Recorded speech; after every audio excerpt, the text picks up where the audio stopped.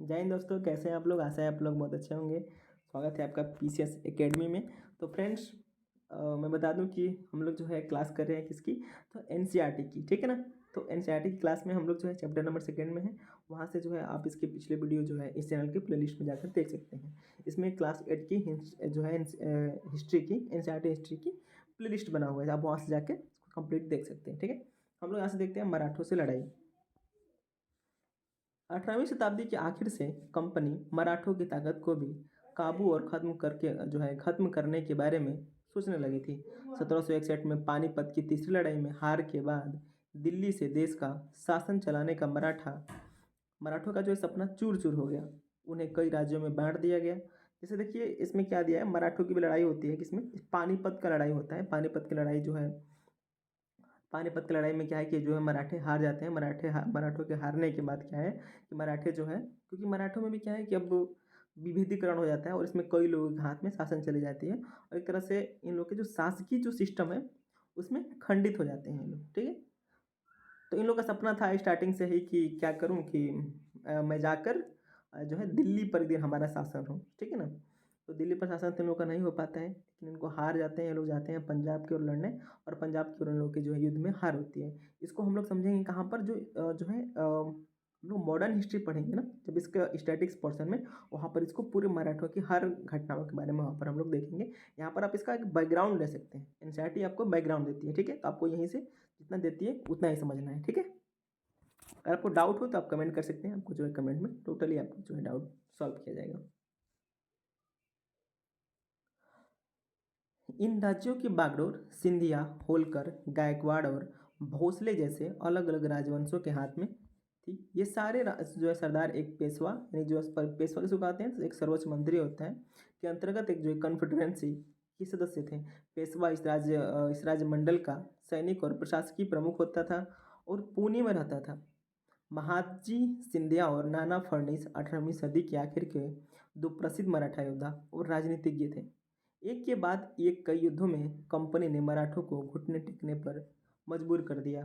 पहला युद्ध 1782 में साल बाई संधि से खत्म हुआ। ठीक है। यानी इन लोगों ने क्या किया कि मराठों से जो है कई बार लड़ाइयाँ की है और मराठों के जो ये लोग क्या करते थे अंग्रेज, तो मराठों की कुछ लोग को अपने में मिला लेते थे। ठीक है। और उनको युद्ध में शामिल नहीं होने देते थे। और आपको पता है ना, फूट और राज्य करो की नीति, तो उसी का सहारा लेकर ये जो है अंग्रेज इन मराठों पर अपना नियंत्रण करना चाहते थे। ठीक है।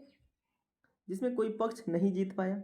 दूसरा अंग्रेज, अब देखिए जो सालबाई की जो संधि है ना, इसमें क्या हुआ था कि जो इसमें न अंग्रेज जीते थे न मराठे जीते थे, अंग्रेज और मराठों की लड़ाई में। ठीक है। तो इसको जो हम लोग समझेंगे स्टैटिक पोर्शन में, तो आप लोग बिल्कुल घबराए नहीं। तो वहाँ इन लोग में क्या हुआ ना, उसके बाद एक संधि होती है। कोई भी अगर युद्ध होता है, कोई भी हार जाए तो एक संधि होती है। उस संधि में जो जीत जाता है उसकी बातें माननी होती है। ठीक है। तो यही सालबाई की संधि हुई। दूसरा अंग्रेज मराठा युद्ध, यानी पहला अंग्रेज मराठा कब होता है, तो 1782 में। इसको जो है साल बाई की संधि कहते हैं। दूसरा अंग्रेज मराठा युद्ध होता है 1803 में, जो 1805 तक चलता है। इसे कई मोर्चों पर लड़ा गया। इसका नतीजा यह हुआ कि उड़ीसा और यमुना के उत्तर में स्थित आगरा व दिल्ली सहित कई भूभाग अंग्रेजों के कब्जे में आ गए। यानी इस युद्ध में जब ये जो है जो दूसरा युद्ध हुआ अंग्रेजों का किससे, मराठों से, तो इस युद्ध में क्या हुआ, तो जो है आगरा और दिल्ली सहित जो है कई भूभाग इसके क्षेत्र में आ गए अंग्रेज के। यानी आपको यहाँ भी देखने को मिलेगा कि अंग्रेज क्या कर रहे हैं, अपना प्रसार कर रहे हैं। यानी जो कंपनी आई है ईस्ट इंडिया कंपनी, वो अपना प्रसार करने में जुटी हुई है। ठीक है ना। अंततः 1817 और 1819 के तीसरे अंग्रेज मराठा युद्ध में मराठों की ताकत को पूरी तरह कुचल दिया गया। यानी मराठे कब हार गए, मराठे जो है हारे 1819 में। अब देखिए, मराठों का जो है हारना भी एक बहुत बड़ा जो है भारतीय राजनीतिक में एक परिवर्तन देखने को मिलता है। क्योंकि मराठे ही जो है एक ऐसे, मतलब जो ये कह सकते हैं आप, जैसे कि राजा थे उस समय। ठीक है। जो है मतलब एक मराठों के ही बस में था कि दिल्ली का और पूरे भारत का जो है जो सत्ता है उसको केंद्रीकृत कर सकें। लेकिन इन लोगों की कुछ मूर्खता की वजह से क्या हुआ कि इन पर जो है अंग्रेज हावी हो जाते हैं और जीत जाते हैं। और जीतने के बाद क्या है कि फिर अंग्रेजों का शासन हो जाता है। और यहाँ पर आपको 1819 में भी अंतिम बार लड़कर मराठे जो है जब हार जाते हैं युद्ध में, तो ये तो हो जाता है कंफर्म कि अब मराठे जो हैं भारत के जो है गद्दी पर नहीं बैठेंगे, यानी दिल्ली सल्तनत पर। यानी ये लोग जो है केंद्रीकृत ढांचा में ये लोग शामिल अब नहीं होंगे। क्योंकि 1819 में ये लोग फाइनली हार जाते हैं। पेशवा को पुणे से हटाकर कानपुर के पास बिठूर में पेंशन पर भेज दिया गया है। ठीक है, अब विंध्य के दक्षिण में स्थित पूरे भूभाग पर कंपनी का नियंत्रण हो चुका था। आप समझ रहे हैं, विंध्य विंध्य का पर्वत, तो जो विंध्य के पर्वत के जो दक्षिण साइड में यानी साउथ इंडिया में किसका हो गया, तो अंग्रेजों का हो गया, जो बीच का जो स्थान था, जो मराठा जहाँ पर रहते थे। ठीक है ना। सर्वोच्चता का दावा। उपरोक्त विवरण से स्पष्ट है कि 19वीं सदी की शुरुआत से कंपनी क्षेत्रीय विस्तार की आक्रामक नीति पर चल रही थी। लॉर्ड हेस्टिंग्स 1813 से 1823 तक जो है शासन करता है। जो है लॉर्ड हेस्टिंग्स के नेतृत्व में सर्वोच्चता की एक नई नीति शुरू की गई। कंपनी का दावा था कि उसकी सत्ता सर्वोच्च है। अब यहाँ पर क्या दिखाया जा रहा है, वारंट जो है लॉर्ड हेस्टिंग्स है, ये क्या कहता है, ये कहता है, ठीक है, जो हेस्टिंग कहता है कि हम लोग क्या है, यानी जो अंग्रेजी शासन है वो भारत पर जो है अपना शासक कर रही है, अपना शासन कर रही है, तो क्या है, तो एक सर्वोच्च शासक है ये लोग, यानी अंग्रेज क्या है, एक सर्वोच्च है। ठीक है, यानी ये जो है भारत पर शासन करेंगे तो ही भारतीयों का विकास हो सकता है, ये चीज़ जो है भावनाएं फैलाई जाती हैं। ठीक है, इसलिए वह भारतीय राज्यों, ठीक है, से ऊपर है।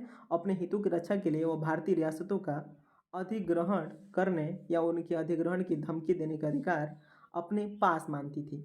यह सोच बाद में भी अंग्रेजों की नीतियों में दिखाई देती रही। यानी यहाँ से क्या बताने को दिखाई दे रहा है इस सर्वोच्चता के दावा में, कि अब यहाँ से अंग्रेज क्या करेंगे।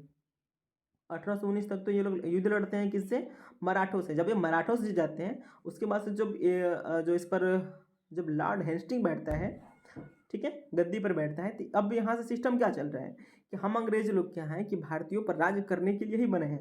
यानी एक तरह से जो गोरे लोग हैं ना, गोरे लोग अपने आप को गोरे मानते थे लोग, तो गोरे लोग क्या हैं, तो काले लोग से, ठीक है, लोग भिन्न हैं, ये लोग एक्सपर्ट हैं, ये लोग, इनको जो है भगवान भेजे हैं भारतीयों पर जो है अपना उपनिवेश बनाने के लिए, और भारतीयों पर क्या करने के लिए, इनको समझाने के लिए।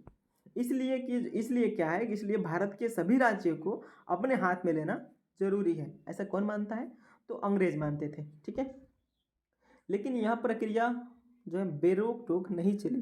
यानी यह प्रक्रिया, जाहिर सी बात है, सब लोग तो इसको मानते नहीं चलेंगे, इसको कई लोग चैलेंज भी करेंगे कि नहीं भारत हमारा है, ये चीज़ हुई। उदाहरण के लिए जब अंग्रेजों ने कित्तूर, फिलहाल में जो है कर्नाटक जिसे आप कहते हैं, कित्तूर के छोटे से राज्य को कब्जे में लेने का प्रयास किया, तो रानी चेन्नम्मा ने हथियार उठा लिए और अंग्रेजों के खिलाफ आंदोलन छेड़ दिया। अब समझ रहे हैं, ये लोग क्या मांग रहे हैं, ये मान रहे हैं कि भारत के जो है प्रत्येक राज्य को अधिग्रहण करना इस कंपनी का धर्म है, क्योंकि कंपनी को जो है ईश्वर ने भेजा है, और ईश्वर ने हम लोग को यहाँ पर इसलिए भेजा है क्योंकि यहाँ का विकास हो सके। ठीक है ना, तो इसी के एवज में ये लोग क्या करते हैं, तो अपना साम्राज्य विस्तार कर रहे होते हैं, उसी में इनकी एक टकराहट होती है कित्तूर से। ठीक है ना, जो कित्तूर एक छोटा सा राज्य हुआ करता था, जिसकी रानी कौन थी, चेन्नम्मा। यहाँ पर आपको स्मृति दिख रहा होगा। ठीक है ना, यही रानी चेन्नम्मा है, आप गूगल कर सकते हैं और इस फोटो को आप देख लेंगे, और थोड़ी नॉलेज मिल जाएगी आपको रानी चेन्नम्मा के बारे में। इस पर मूवी बनी होंगी, आप देख सकते हैं। तो इन्होंने क्या किया, जब ये अंग्रेज अपना इस सोच के साथ आगे बढ़े कि भारतीय राज्यों को अधिग्रहण कर लेना चाहिए, तो इनका रोक टोक कौन करती है, तो रानी चेन्नम्मा करती है, कर्नाटक में, आज जिसे जो है प्राचीन समय में कित्तूर कहा जाता था। ठीक है, 1824 में उन्हें गिरफ्तार कर लिया गया और 1829 में जेल में ही उनकी मृत्यु हो गई। अब सोच सकते हैं कि जेल में ही इस चेन्नम्मा की मृत्यु कैसे हो चुकी होगी। हो सकता है इनके साथ जो है दुर्व्यवहार हुआ हो, इनको फांसी दी गई हो, या क्या हुआ हो, शायद इसकी नॉलेज यहाँ पर नहीं है। जाहिर सी बात है, जब पूरी सेना जो है अंग्रेज है, तो अब क्या ही मतलब रियल नॉलेज तो बाहर आनी मुश्किल है। ठीक है ना, तो 1829 में वो जेल में जाती हैं, और जो है 1824 में जेल में जाती हैं, इन्हें उन्हें गिरफ्तार कर लेते हैं। कौन, ये अंग्रेज लोग। ये लोग क्या मानते हैं कि ये लोग विद्रोही हैं, ये लोग आतंकवादी हैं। यही चीज़ हम लोग को देखने को मिलेगा कहाँ पर, वो भगत सिंह की बात। ठीक है ना, तो भगत सिंह को भी ये लोग क्या मानते हैं, क्योंकि ये लोग भारत को भारत थोड़ी मानते थे, ये लोग भारत को ब्रिटिश भारत मानते थे। यानी अभी ये जो है भारत है किस क्या है, तो ब्रिटिश भारत है, यानी ब्रिटेन है। ठीक है ना, और यहाँ पर कोई अगर इनका विरोध कर रहा है तो वो आतंकवादी है, उस पर राजद्रोह लगेगा। समझ रहे हैं, तो ये चीज़ें रही हैं। चेन्नम्मा के बाद कित्तूर स्थित संगोली के गरीब चौकीदार रायन्ना ने यह प्रतिरोध जारी रखा। चौतरफा समर्थन और सहायता से उन्होंने बहुत सारे ब्रिटिश शिविरों पर और दस्तावेजों को नष्ट कर दिया।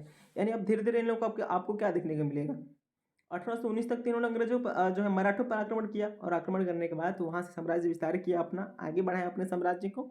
फिर यही देखने को मिलता है। अब देखिए क्या हो रहा है कि इस सोच के साथ ये लोग अंग्रेज है ना, कि हम लोग भारत पर आए हैं आक्रमण नहीं, मतलब जैसे कि इनको सुधारने के लिए आए हैं, तो पर सभी भारतीय ऐसे मानेंगे नहीं। फिर इसका आपको विरोध यहाँ पर देखने को मिलेगा। अब यही देखिए क्या होता है, यही विरोध बढ़ते बढ़ते क्या होगा कि और आगे बढ़ेगा और लोग विरोध करेंगे, ठीक है। और यही विरोध करते करते क्या होगा, 1857 की क्रांति होगी। अब ये विरोध क्यों हो रही है, क्योंकि वो लोग क्या चाहते हैं, कंपनी की सहायक निधि थोपना, हड़प निधि के माध्यम से। बहुत सारी नीतियाँ थी, लोग लाते थे और इस नीति को लागू करने के बाद उस राज्य को ही हड़प लेते थे, उस राज्य को अपने कब्जे में ले लेते थे। इसका मेन मकसद क्या था अंग्रेजों का, तो भारत की सभी राज्यों को अपने कब्जे में लेना। क्योंकि इसके पिछले आपने देखा सर्वोच्चता के दावा में ये लोग क्या चाहते हैं कि ये लोग मानते हैं कि भारत लोग क्या है, गरीब हैं, असभ्य लोग हैं, बर्बर लोग हैं, पागल लोग हैं, इनको कौन सुधार सकता है, तो हम अंग्रेज लोग ही सुधार सकते हैं। तो ये बातें थी, ठीक है। तो आपको दिख रहा होगा ना, हम जो है विरोध कर रहे हैं लोग, कौन विरोध कर रहा है, ठीक है। तो अब विरोध में देख रहे हैं ना आप लोग, अंग्रेजों के दस्तावेज को जला दिया गया। आखिरकार उन्हें भी अंग्रेज ने पकड़कर 1830 में फांसी पर लटका दिया। यानी जो चौकीदार हुआ करते थे इनका नाम क्या था, रायन्ना। देख रहे हैं आप लोग, इन रायन्ना के प्रतिरोध के कारण क्या किया गया, इन्हें 1830 में इनको भी फांसी पर चढ़ा दिया गया। प्रतिरोध के ऐसे कई उदाहरण आप इस किताब में आगे पढ़ेंगे, यानी यही बता रहा है कि आगे आप देखेंगे 1857 की क्रांति, ठीक है। 1830 के दशक के अंत में ईस्ट इंडिया कंपनी रूस के प्रभाव से बहुत डरी हुई थी। अब देखिए यह एक और घटना होती है, ठीक है ना। कंपनी को भय था कि कहीं रूस का प्रभाव पूरे एशिया में फैलकर उत्तर पश्चिम से भारत को भी अपने चपेट में न ले ले।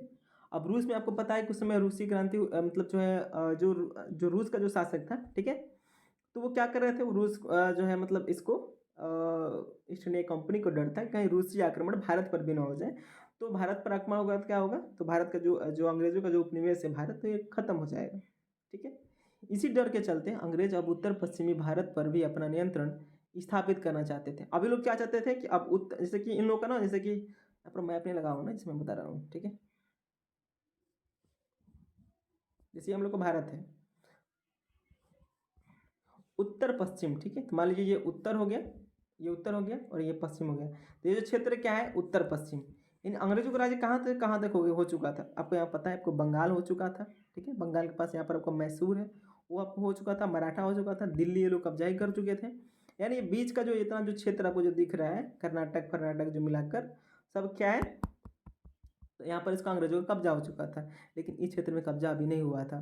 डर क्या था कि जो रूस के जो आक्रमण होगा भारत पर, तो ये जो क्षेत्र है, इस क्षेत्र के माध्यम से रूस लोग यहाँ पर एंट्री कर जाएंगे, और रूसी आक्रमण से इसको डर था, फिर इस भारत पर जो है इसको समस्या हो जाएगी, ठीक है ना। तो इसीलिए क्या चाहते थे ये लोग कि जो उत्तर पश्चिम है, यानी जो भारत का जो ये जो क्षेत्र है, जो ये वाला साइड, इस पर भी किसका कब्जा हो जाए, तो कंपनी का, ठीक है ना।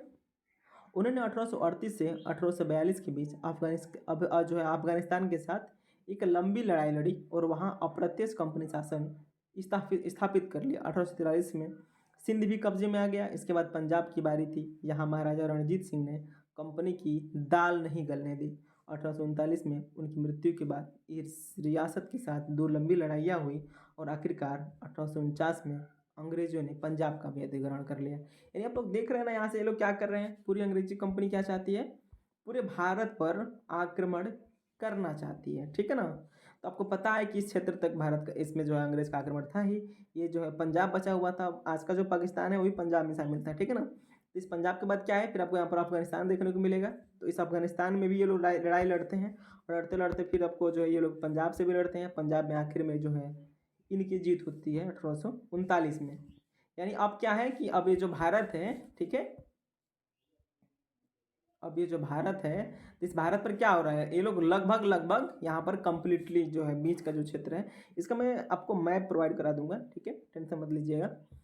अच्छा, आप इस चैनल के जो है जो कम्युनिटी पोस्ट होगा ना, वहाँ पर मैं सारे फोटो आपको पिक्स जो है वहाँ पर अपलोड कर दूंगा, ठीक है ना। वहाँ से आप इसको देख सकते हैं, एक बार देख लेंगे तो आपको समझ में आ जाएगा कि जो अंग्रेजों का जो विस्तार है ना, वो कहाँ कहाँ से हुआ था, ठीक है। तो ये चीज़ें थी, तो उनको भी अधिग्रहण कर लिया गया, यानी पंजाब को भी, उधर मराठा का, उधर मैसूर, उधर बंगाल। धीरे धीरे आप देख रहे हैं ना कहाँ कहाँ से ये लोग क्या कर रहे हैं, ये लोग अपना क्षेत्र अपना जो है अपने में शामिल कर रहे हैं। फिर इसके बाद से क्या आती है, तो विलय नीति आती है। इस विलय नीति को हम लोग नेक्स्ट लेक्चर में देखेंगे। आज के लिए बस इतना ही। थैंक यू, बाय बाय, जय हिंद। पढ़ते रहिए, टेस्ट देते रहिए, आपका एग्जाम जरूर निकलेगा।